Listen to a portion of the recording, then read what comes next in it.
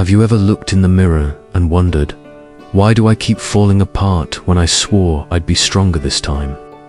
You promised to stay calm, to rise above, but one moment of disrespect, and it's like your emotions hijack you again. Why?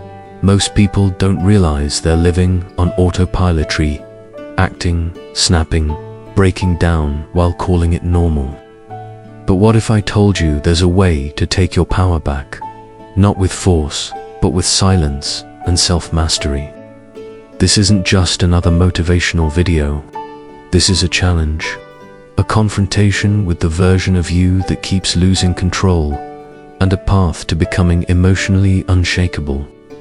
If you're ready to face your truth, stay with me, hey warrior. Yes, you. The one who's tired of pretending everything's fine while quietly drowning behind the scenes. You keep showing up for others, always playing the strong one, but when you're alone, you collapse. Again and again, you keep telling yourself, next time, I'll do better. You'll stay calm, set boundaries, hold the line, but then it happens. One harsh comment and you snap. One rejection and you spiral. One tiny failure and suddenly your confidence crumbles. And each time you're left sitting in the wreckage, asking yourself the same painful question, why? Can't I control myself? You're not alone. Most people wake up and hand over their peace without even realizing it. One message can ruin their entire day. One person's judgment can crush their one setback and they give up. That's how the average person lives, like a puppet, tugged around by invisible strings they never stop to question. But the Stoics, they weren't average. They chose a different path, a harder one, a braver one. They trained their minds like warriors sharpen their blades, because to them, the true battlefield wasn't out there, it was within. Their enemies weren't other people. They were the storms of fear, anger, pride, and desire raging inside. Take Epictetus, for example, man born a slave, who rose to become a Stoic master. He taught that true freedom doesn't come from changing the world. It comes from mastering your response to it. If someone insulted him, he didn't explode. If he lost something, he didn't fall apart. Because he understood a deep, life-altering truth. The one thing no one could ever take from him was his mindset. And that's where your power begins. The reason your emotions control you isn't because you're weak. It's because no one taught you how to guard the gate of your mind. No one told you that staying calm in chaos is a skill. That silence, when your ego is screaming, is power. That walking away from a fight, when your pride is burning, is victory. The Stoics did teach that. And they didn't just leave behind fancy quotes or cold philosophy. They passed down real, raw, practical wisdom designed for real people dealing with real emotional storms. This video isn't about sounding deep or quoting dead philosophers. It's about you, becoming the kind of person who doesn't break when life hits hard, someone who remains calm in disrespect, centered in betrayal, and grounded in the middle of chaos. So here's what I want from you right now. Shut out the noise, put away distractions, open your mind, and go all in with me, because these 8 brutal Stoic truths we're about to dive into, they won't just inspire you. They'll confront the weak parts of you and help you replace them with something far stronger. Some of them will sting, but that's why they work. By the end of this video, you won't just understand Stoic power, you'll feel it in your bones. The quiet kind of strength that doesn't need to speak loudly, yet commands respect the moment you walk into a room. That calm presence that silences chaos without saying a word. But before we go any further, I want you to do something bold. Drop this affirmation in the comments below. I refuse to be a slave to my emotions.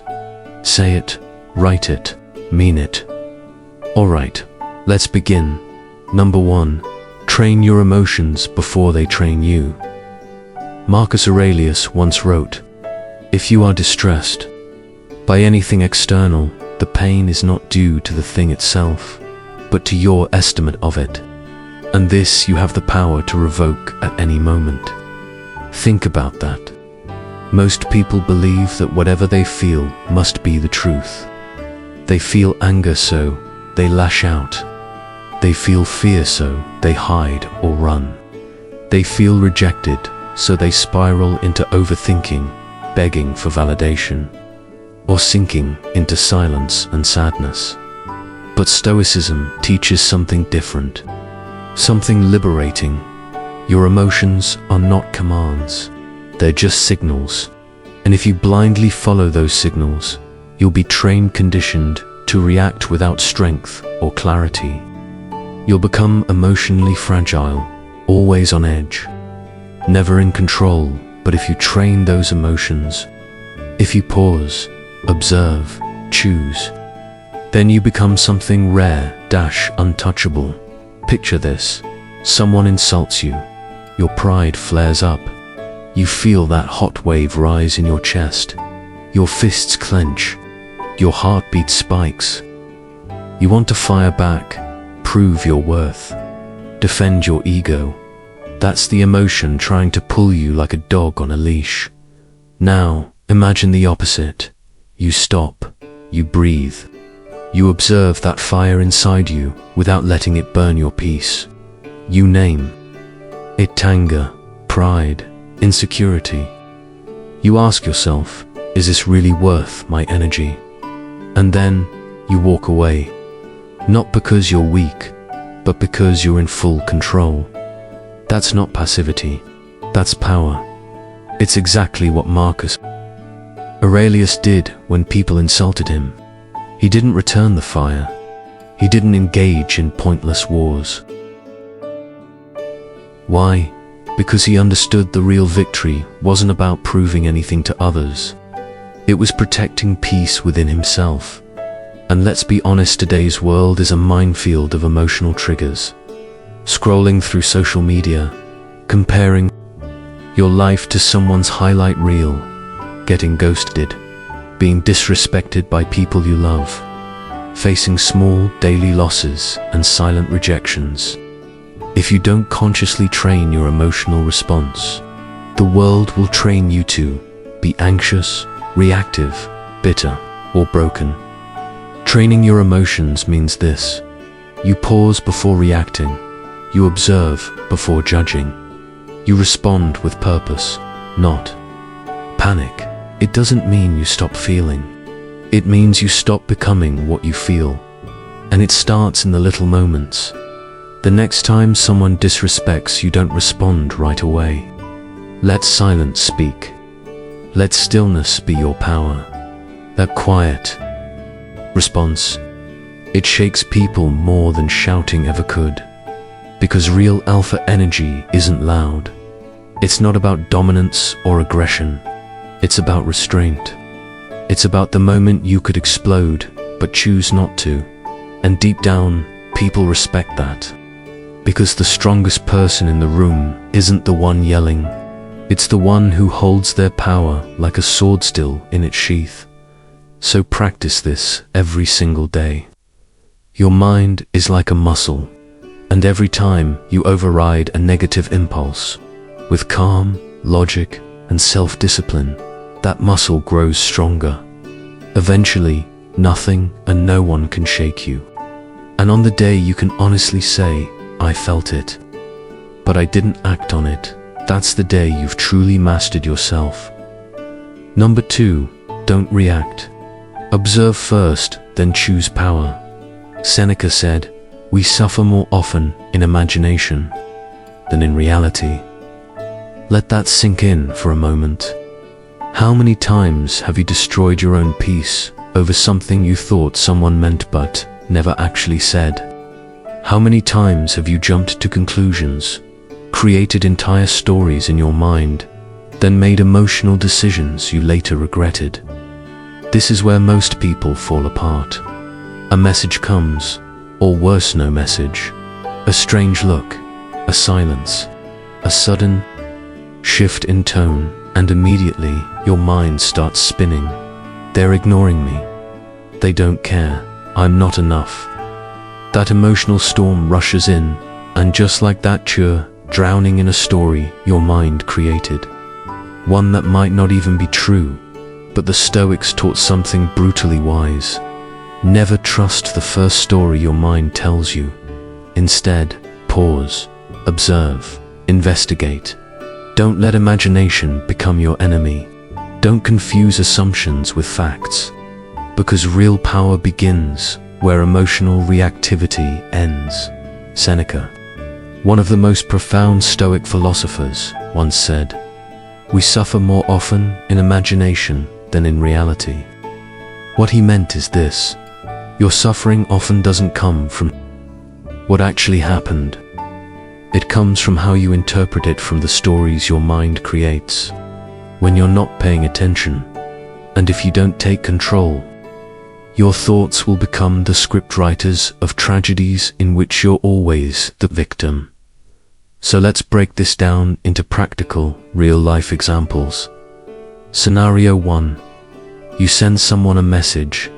They don't reply. Your mind immediately says, "They're ignoring me. I must not matter." You spiral. You overthink. You send another message, this time out of fear, not intention. And slowly, you start losing your self-respect. But a Stoic would stop and ask, what do I actually know? Maybe they're busy. Maybe this has nothing to do with me. And most importantly, do I really need to react right now? Scenario 2. Someone criticizes you. Your first instinct: defend, explain, get angry. But the Stoic response is much simpler and wiser. Is this feedback true? If yes, improve. If no, let it go. Not every insult deserves your energy. Scenario 3. You get publicly disrespected. Most people would lash out instantly, but a wise person stays calm not because they're weak, but because they understand that reacting gives away power. And they refuse to hand their power over that easily. In every situation, you have two paths: react emotionally and regret it. Observe calmly and choose your response with purpose. Modern life moves fast. Everyone's overstimulated. Everyone's on edge. And in that chaos, the one who knows how to slow down on the inside wins. This doesn't mean you become cold or emotionless. It means you become intentional. Picture your mind like a courtroom. Emotions rush in with evidence, shouting for immediate action. But you are the judge, not the prisoner. You don't have to believe every thought. You don't have to act on every emotion. You get to decide which feelings deserve your attention, which stories deserve no reaction. Make this a daily habit. When you feel the heat rise, pause. Observe. Don't speak. Don't text. Don't rush into reaction. Just sit with the discomfort. Let it pass like a wave rolling through your chest. Only then, after the wave is gonna do, you act. Because when you stop reacting on impulse, you stop giving away your power. And that is where real self-mastery begins. Number 3, cut the noise. Your mind is starving for stillness. Marcus Aurelius once said, "Nowhere can man find a quieter or more untroubled retreat than in his own soul." You know why you feel anxious all the time? It's not always because of your life problems. It's because you never give your mind a chance to breathe. From the moment you wake up, the noise begins. Notifications, scrolling, opinions, music, ads, demands. expectations, and by the end of the day, your mind isn't just tired, it's a battlefield. Not because of what happened outside, but because of the chaos you allowed inside. Marcus Aurelius, an emperor ruling a world in turmoil, didn't find peace in luxury, distraction, or noise. He found it in stillness. He journaled quietly. He sat with his thoughts. He blocked out the noise, not because the world was peaceful, but because he chose to be. And that's where Stoicism comes alive. It's no longer just quotes, it's a survival skill in a world that never shuts up. Look around, everyone is addicted to stimulation. Silence makes them anxious. Stillness makes them uncomfortable. So they run from themselves into endless entertainment, gossip, scrolling, anything to avoid being alone with their thoughts. But the Stoic goes the other way. He walks into silence, into stillness, into reflection, because he knows clarity is born in quiet.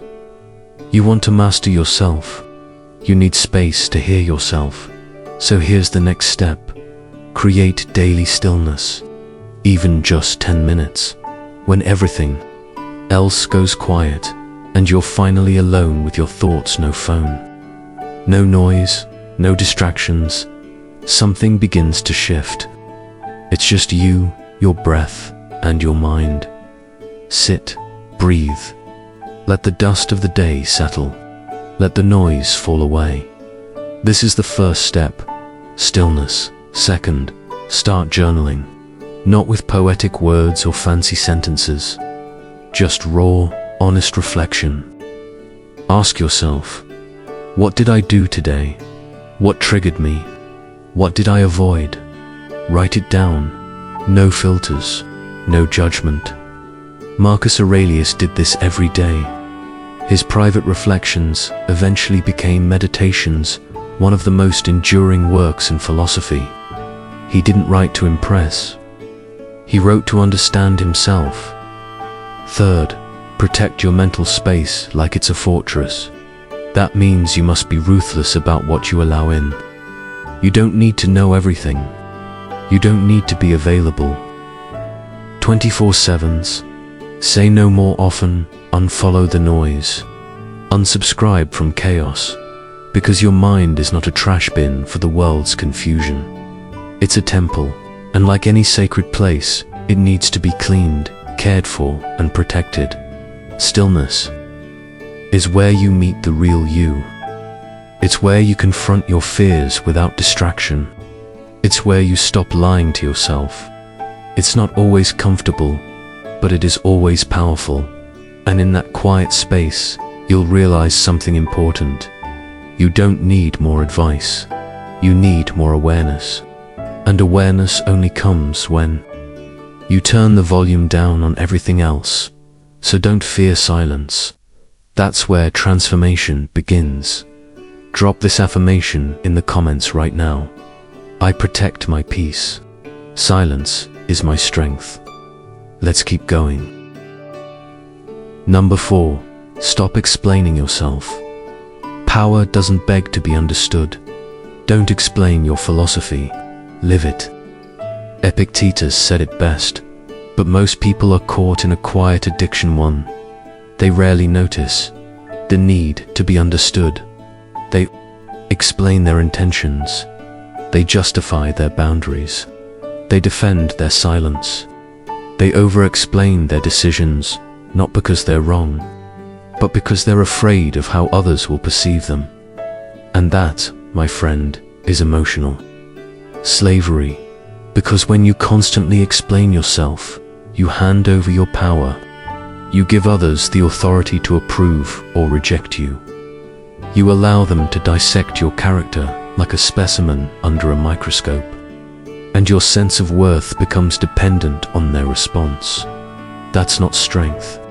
That's insecurity dressed up in polite language. Epictetus taught a higher path. Live your truth. Don't beg others to accept it. Let your actions speak for you. Let your integrity be so solid that it requires no defense, because the moment you start chasing understanding, you begin walking away from yourself. Ask yourself this: have you ever seen a lion explain to sheep why it hunts? Have you ever heard a mountain apologize for standing tall? They don't, because their very existence justifies their power, and so should yours. Here's what happens when you stop explaining. You stop draining energy on people who were never meant to understand you.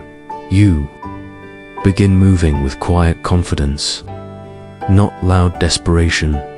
You start trusting your own decisions even when others don't. But here's the truth: most people won't tell you. This path is lonely. You will be misunderstood. Your silence will be misread. People will call your boundaries arrogance. They'll mistake your confidence for hostility. And you have to learn to live with that. Because self-mastery means choosing inner peace over public approval. Think about it. How many times have you watered yourself down just to seem more acceptable? How often have you stayed silent, then rushed to explain yourself just to make others comfortable? That ends here. You don't owe the world explanations. You owe it your authenticity. The Stoics believed that true strength is quiet, not because it hides, but because it no longer needs permission to exist. So let your silence speak. Let your results explain. Let your values be seen without saying a word. And when people question you, don't flinch. The ones who matter won't need a paragraph to understand you. The rest, let them go. Your time is too precious. Your energy is too sacred. Your purpose is too meaningful to waste on people who are not ready to receive it. Walk forward, unapologetic ally. Number 5, let people go. Self-mastery isn't just about what you build, it's also about what you're willing to release. Letting go is part of growth, and growth always comes with loss. He is a wise man who does not grieve for the things which he has not, but rejoices for those which he has. Epictetus: people change, connections fade.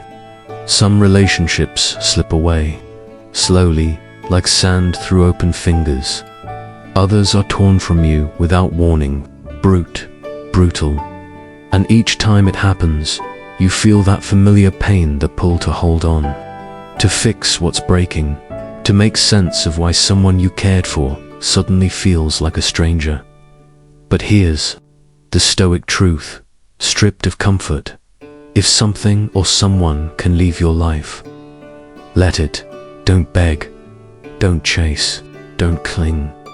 Let it go with dignity. Because Epictetus reminds us, you do not own people, you experience them. Some come into your life to walk with you. Others come to teach you how to walk alone. The problem is, when we tie our identity to other people, we begin to lose ourselves. We rely on their validation, their presence, their love. And when they leave, we feel empty, not because they took something, but because we gave everything without boundaries. That emptiness, it's not about them. It's about the parts of you you gave away without keeping any for yourself. Stoicism calls us back home to ourselves. It teaches that what's meant for you can never be taken, and what can be taken was never truly yours. This doesn't mean you become cold or numb. It means you become conscious. You still give your love, but no longer blindly. You still give your energy, but not endlessly. And when the moment comes to release someone, you do so without bitterness, without revenge, without clinging to a version of them that no longer exists. Letting go is not weakness, it is clarity. You don't need closure, you need discipline. You don't need answers, you need acceptance. You don't need them back. You need yourself whole, healed, and focused on what's next. Everything changes the moment you stop grieving lost people and start reclaiming lost pieces of yourself. So, let go. Let go of the people who made you feel like you had to shrink to be loved. Let go of the relationships where respect was always one-sided. Let go of the friendships that ended the moment you needed something real. And most of all, let go of the older version of you who tolerated all of it. Self-mastery means choosing yourself even when it hurts. So if someone is drifting away, don't chase. Let the silence speak. If someone disrespects you, don't argue. Let your absence echo. And if something leaves your life, let it go with strength, with peace, and with the deep, quiet knowing that nothing real is ever truly lost. Number 6. Discipline is the real freedom. Build routines like a warrior. Because without discipline, there is no self-mastery. No. Man is free who is not master of himself. Epictetus hears a hard truth. Most people think freedom means doing whatever they want, whenever they want. Sleep in, eat junk, skip what's hard, delay growth, and they call it freedom. But the Stoics knew the truth is the opposite. Real freedom doesn't come from doing whatever you feel. It comes from being able to resist what doesn't serve you. Imagine waking up early not because you're forced to, but because you've trained your mind to serve your mission. Imagine choosing the hard path at workout, the deep work, the honest conversation, even when you don't feel like it. That's not just discipline, that's control, and that is freedom. Because the man who cannot say no to his impulses is not free. He's a slave to laziness, to cravings, to distraction. The Stoics were warriors of the mind. They didn't rely on motivation. They lived by choice. And when that choice is repeated long enough, it becomes a pattern. That pattern becomes a lifestyle. That lifestyle becomes identity. And that identity rooted in self-command is unshakable. Discipline isn't just about control. It's the structure that builds a foundation for unshakable inner strength. Marcus Aurelius, emperor of one of the greatest empires in history, still sat down every morning to journal. He reflected, he trained, he held himself accountable every single day. But why? Because no matter how powerful you appear on the outside, without structure, you crumble. Without discipline, power is an illusion.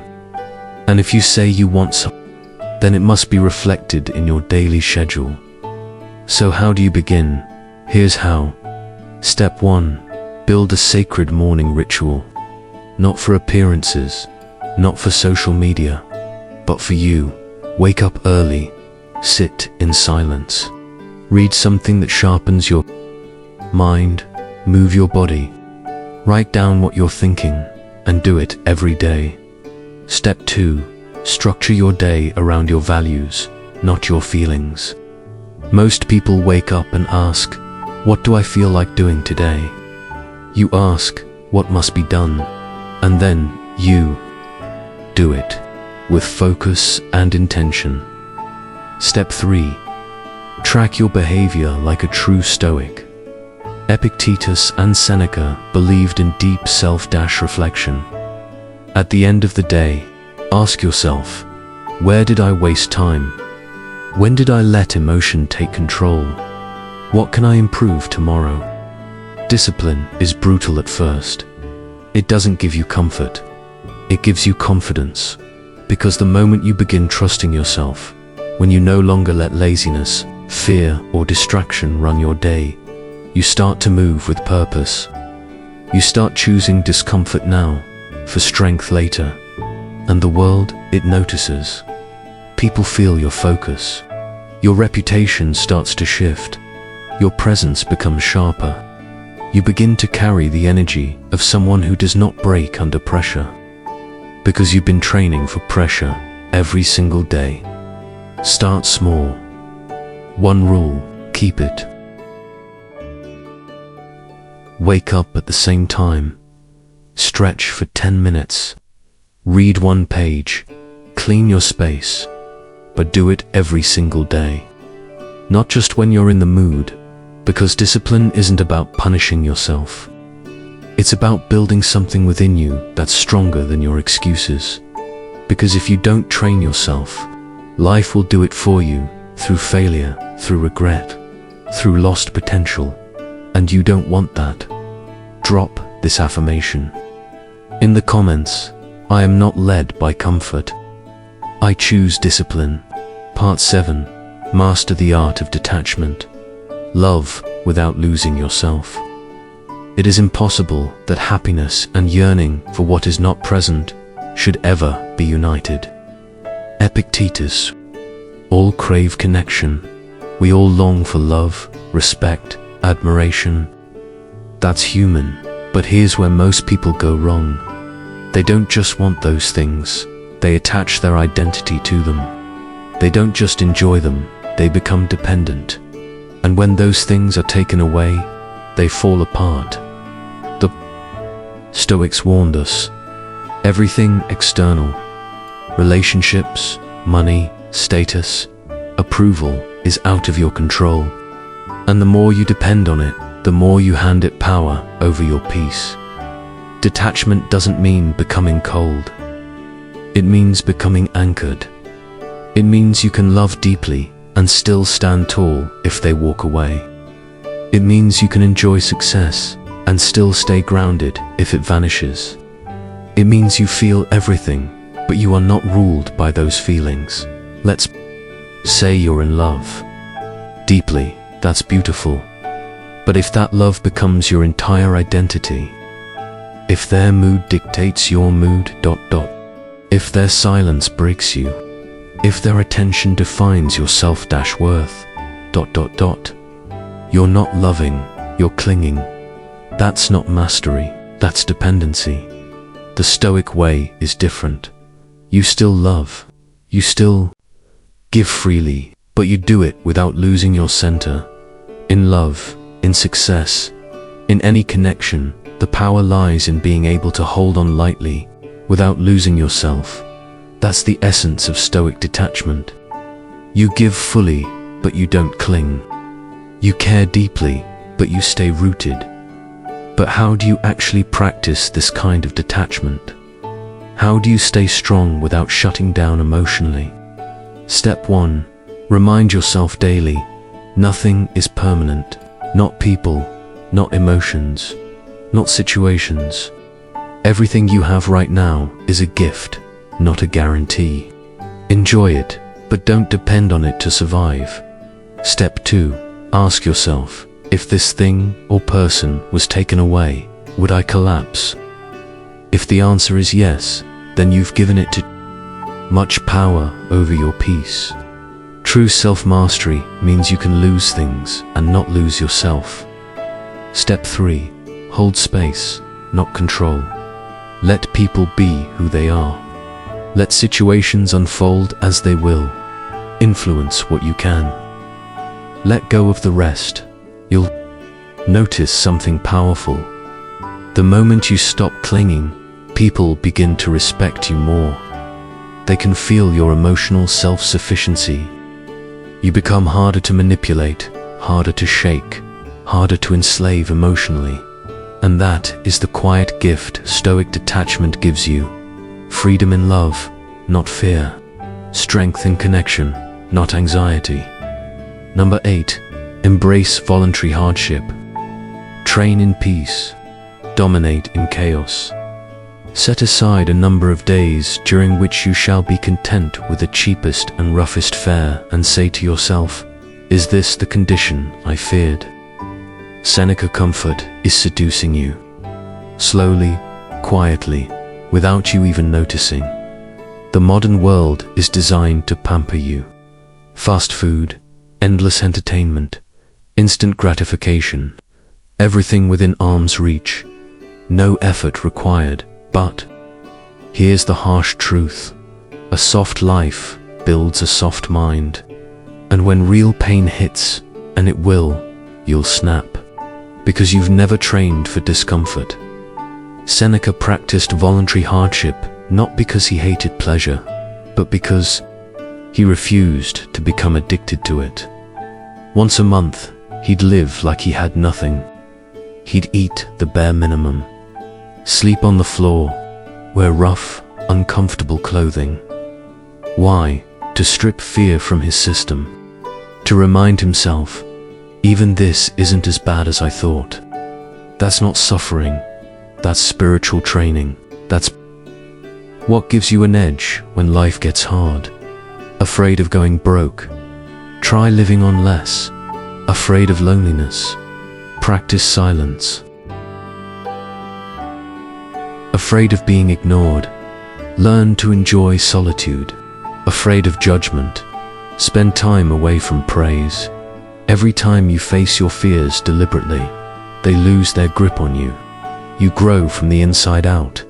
So how do you apply this? Here's how. 1. Once a week, deny yourself something comfortable.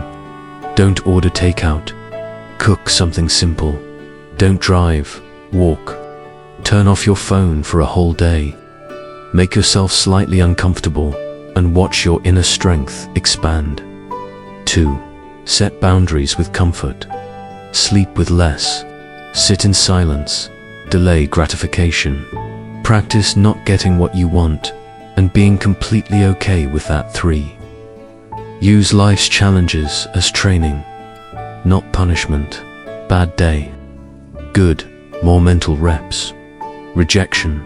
Good. Sharpen your resilience. Lost someone? Good. Learn deeper detachment. When life hits you, don't flinch. Say, I've been preparing for this. The Stoics weren't born unbreakable. They trained to become unbreakable. And so can you. You don't build inner power by running from pain. You build it by meeting it with clear eyes and steady breath, and saying, I am stronger than this. Because here's the truth. You may not control what life throws at you, but you can control how prepared you are to face it. Drop this in the comments. I train in discomfort. Nothing can break me. It's not that we have a short time to live, but that we waste much of it. Seneca just walked through 8 brutal Stoic truths.